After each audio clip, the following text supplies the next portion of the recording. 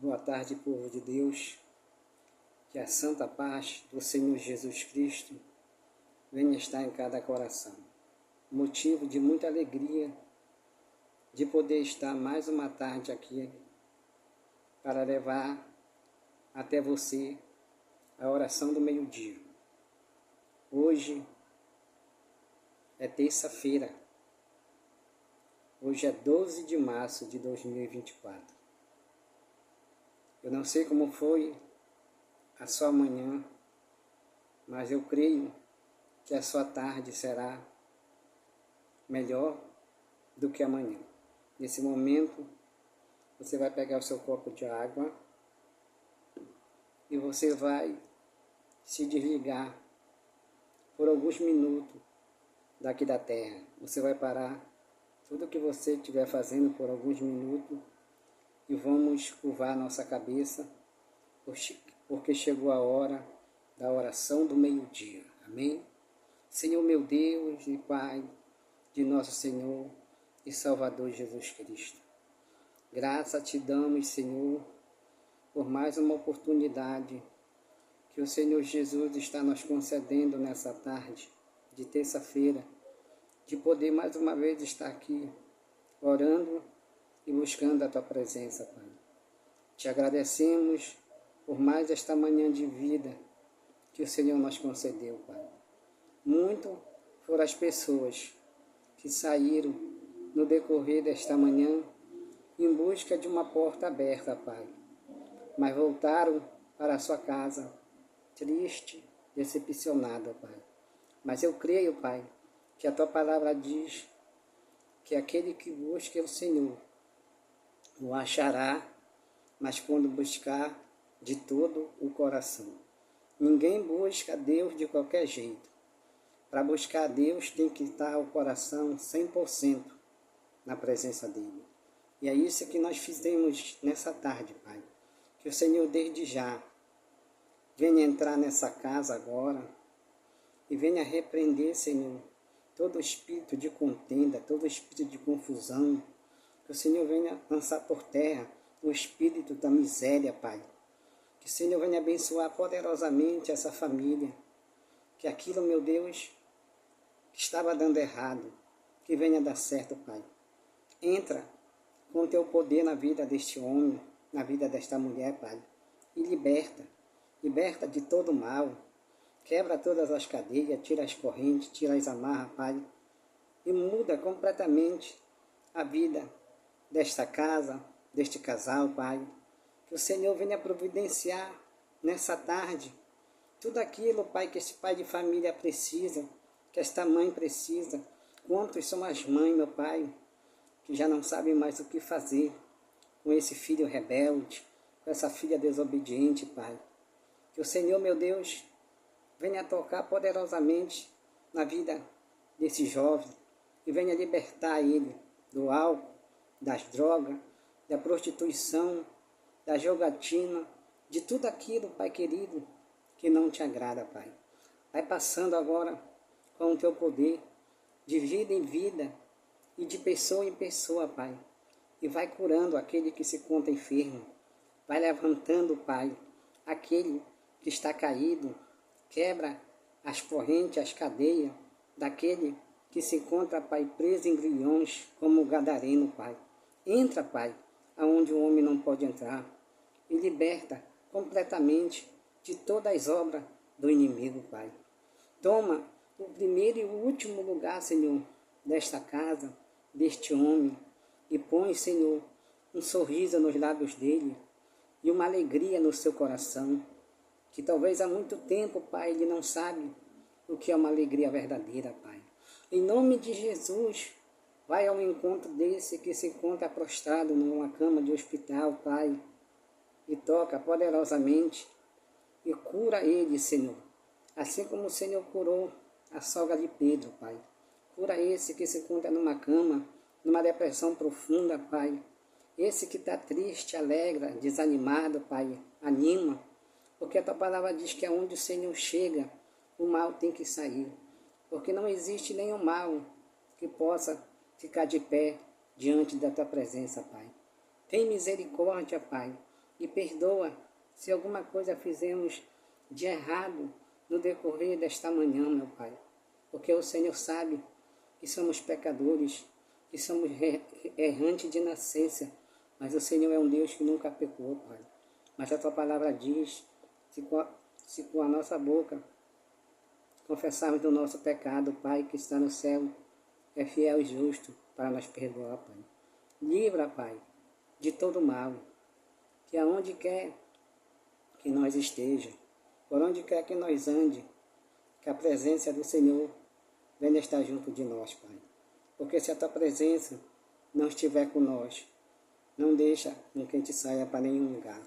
Nesta tarde, Pai, eu te apresento mais uma vez esse copo de água.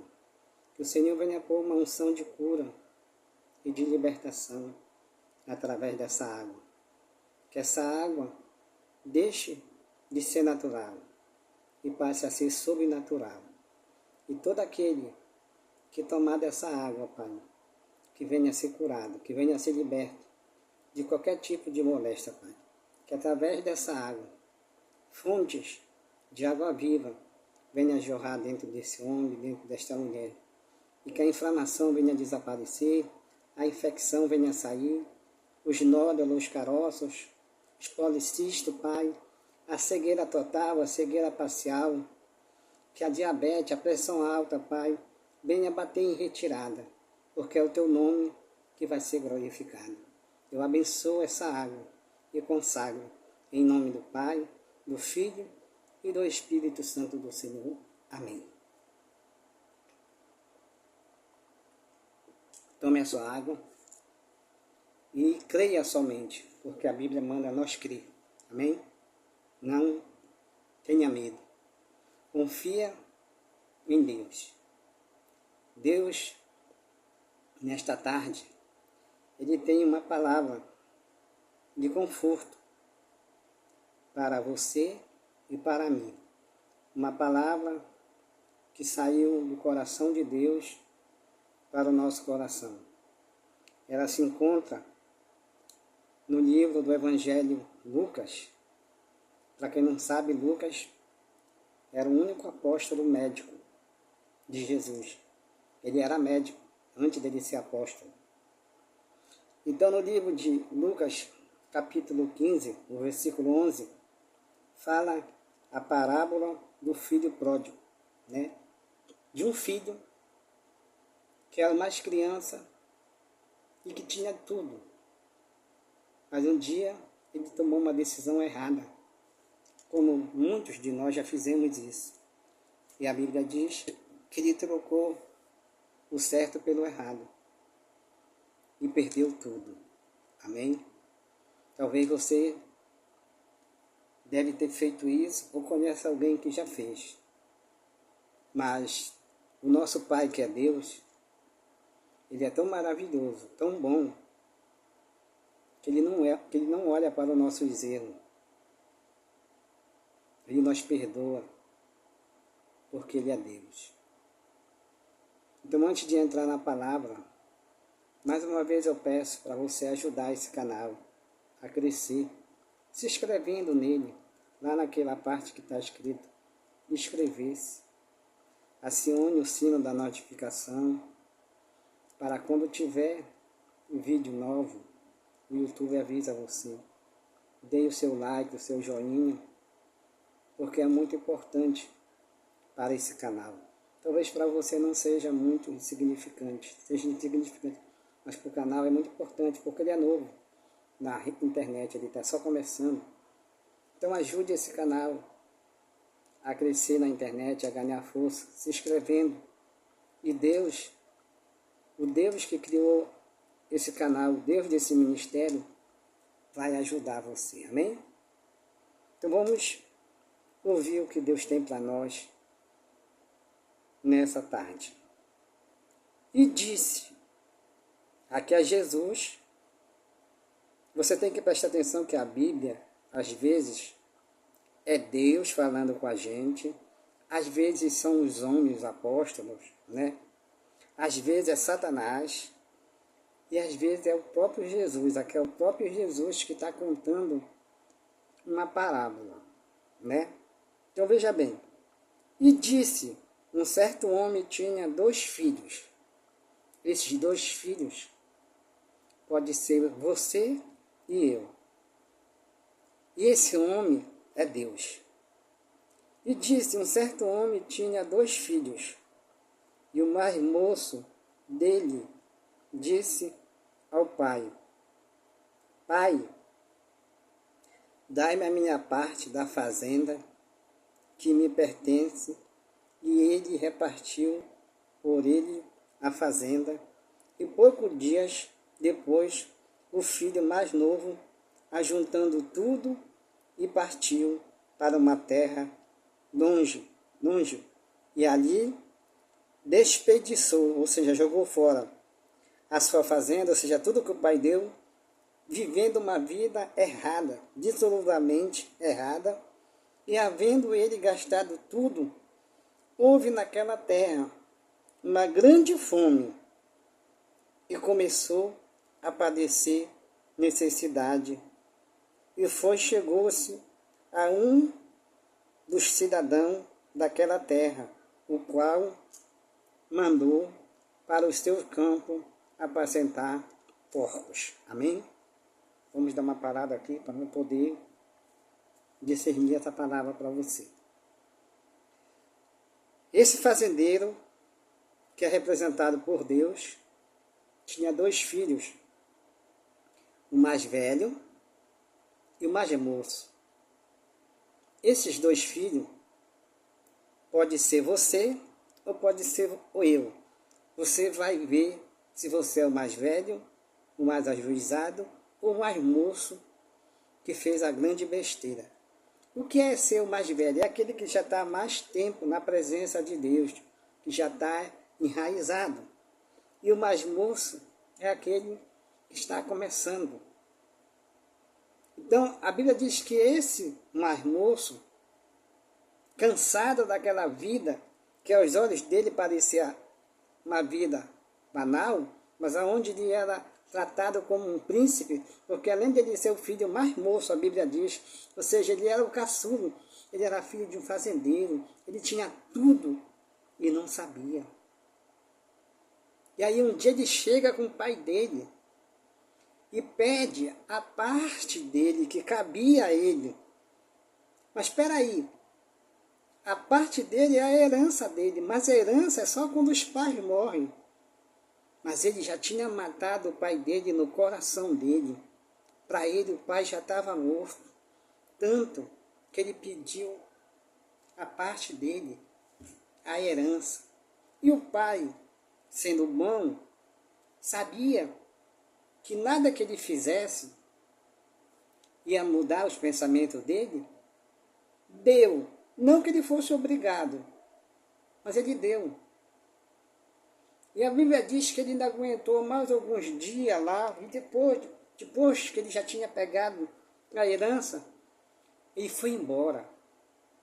E olha só, a Bíblia diz, e poucos dias depois o filho mais novo, juntando tudo que ele tinha, e partiu para uma terra longe. Olha só, Satanás, ele quer nos levar para longe do Pai, para longe de Deus, porque longe ele faz com a gente o que ele quer.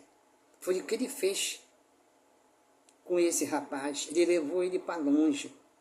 Porque perto o pai de vez em quando poderia passar lá para saber como é que ele estava. Ia estar vendo ele. Mas a Bíblia diz que ele foi para longe. Uma terra desconhecida. Para outro país. E chegando lá, sabe o que aconteceu? Aqueles amigos do mundo, que quando você tem, assim no seu lado, se ajuntaram a ele. E a Bíblia diz que todo dia ele farriava. Ele jogou fora tudo que o pai deu para ele. E chegou num tempo, eu posso imaginar que ele não tinha mais nada. A Bíblia diz que ele já não tinha mais nada. Ele disse, agora eu vou procurar os amigos. Porque quando eu tinha, Eles vinham aqui antigastado, comprava, sabe, os amigos que ajudaram ele a gastar tudo com o pai dele, sumiram tudo. Quem te viu não te conheço. É assim o mundo. No mundo, você não tem amigo. Não. Para o mundo, você vale se você tiver alguma coisa. Mas se você não tiver nada, você não vale nada. E a Bíblia diz que esse rapaz jogou fora tudo. E depois que ele não tinha mais nada, e havendo ele gastado tudo, houve o quê? Naquela terra, uma grande fome. Aí ele começou a passar fome. E começou a padecer necessidade. Olha só, duas coisas que acompanham, que são direto de Satanás: a fome e a necessidade. Esse rapaz tinha tudo. Como muitos já tiveram a oportunidade, jogaram tudo fora, fizeram a maior besteira e hoje estão passando necessidade, hoje estão morando de favor, hoje os amigos sumiram tudo. E chegou-se a um dos cidadãos daquela terra, o qual mandou para os seus campos apacentar porco. Esse cidadão aqui, ele representa Satanás. Satanás, quanto mais ele tiver sujo, para ele é melhor. Ou seja, ele viu que aquele rapaz estava fragilizado. Ele deu um serviço para ele, um dos piores serviços, porque é isso que Satanás quer, te ver atolado na lama. Mandou ele cuidar dos porcos dele. E era um serviço que não tinha salário, ou seja, era mesmo para ele se esconder ali do sol e da chuva. Porque a própria palavra vai dizer que não tem salário. Olha. Satanás, ele não tem salário para dar para você, não tem nada para te dar. E olha só, a fome era tão forte daquele rapaz que ele desejava, olha o que a Bíblia diz, e desejava encher o seu estômago. Se ele queria encher o estômago dele, porque a fome daquele moço era muito forte, era grande. E desejava encher o seu estômago com as bolotas. Você sabe aquelas bolotas que o porco come? Pois é. Ele desejava comer aquelas bolotas, porque era muita fome que ele estava passando. Que os porcos comiam e ninguém lhe dava nada. Ou seja, ele era vigiado dia e noite. Esse rapaz estava para morrer de fome. Um rapaz que nasceu num berço de ouro, mas fez uma escolha errada. E a Bíblia diz que ele desejava comer a pior comida, mas ninguém dava nada para ele. Porque se Deus não te der, ninguém te dá. Se Deus não me der, ninguém me dá. E caindo em si, olha só, ele começou a se lembrar da casa do pai dele. Ou seja, ele começou a se lembrar quando ele estava na casa do pai dele. E caído em si, e disse: quantos trabalhadores de meu pai têm comida em abundância de pão, e eu aqui perecendo de fome. Ele começou a se lembrar, dizendo: até os trabalhadores do meu pai têm comida de fartura, e eu que sou filho dele, estou aqui morrendo de fome, sujo, descalço, como a Bíblia vai dizer. Aqui ele já começa a pensar algo bom, a refletir, sabe?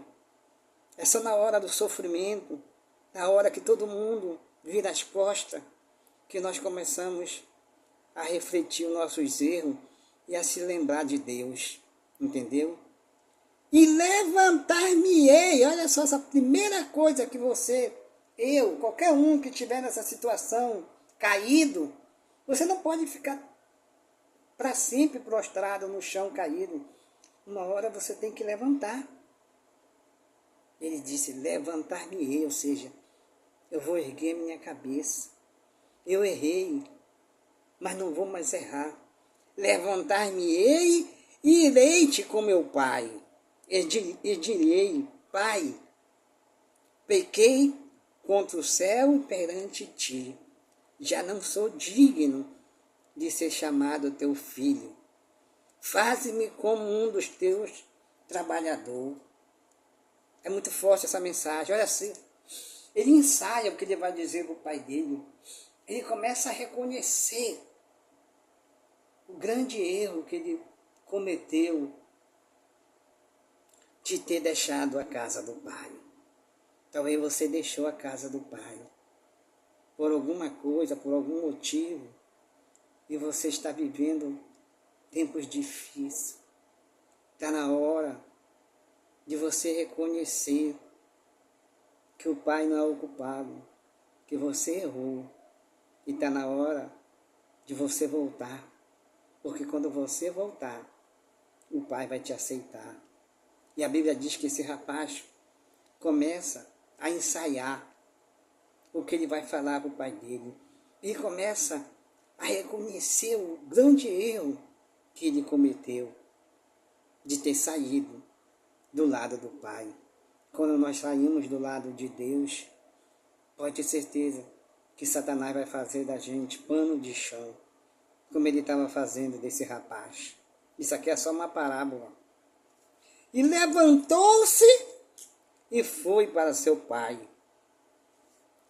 E quando ainda estava longe, o rapaz estava longe ainda. Talvez você está longe de Deus, mas ele está te vendo.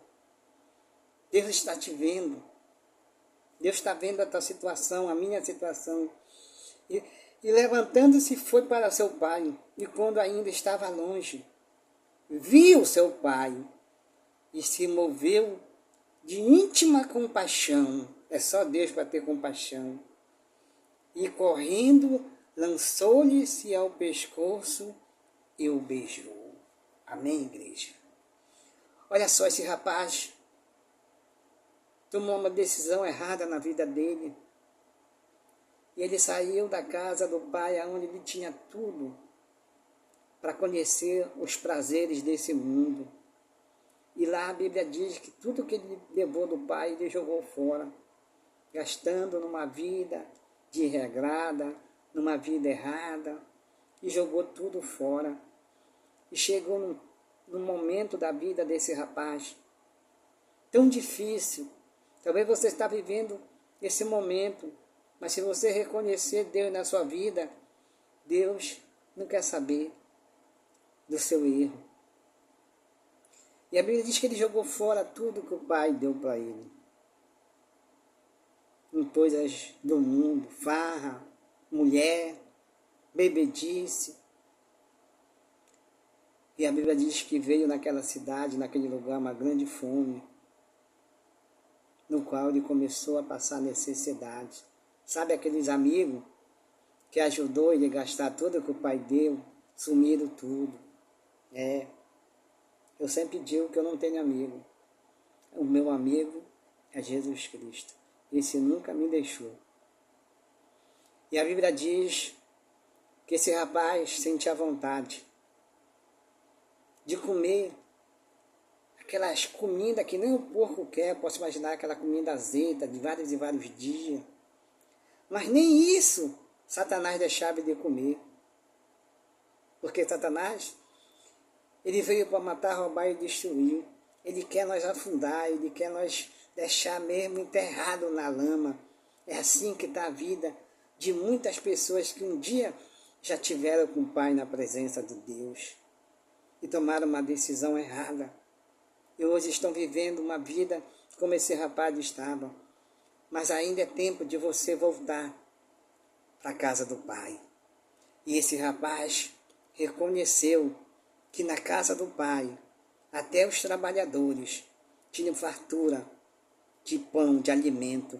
E ele ali sofrendo, padecendo, sujo, fedorento. E ele resolveu voltar. A Bíblia diz que ele se levantou. Talvez você caiu, mas a minha Bíblia diz que o cair é do homem, mas que o levantar vem de Deus. E ele se levantou, assumiu os erros dele, que é isso que nós temos que saber, que fazer, assumir nossos erros, e foi até o Pai. E a Bíblia diz que ele ensaiou o que ele ia dizer para o pai dele. Ele não chegou de qualquer jeito e falou, não, ele ensaiou no caminho.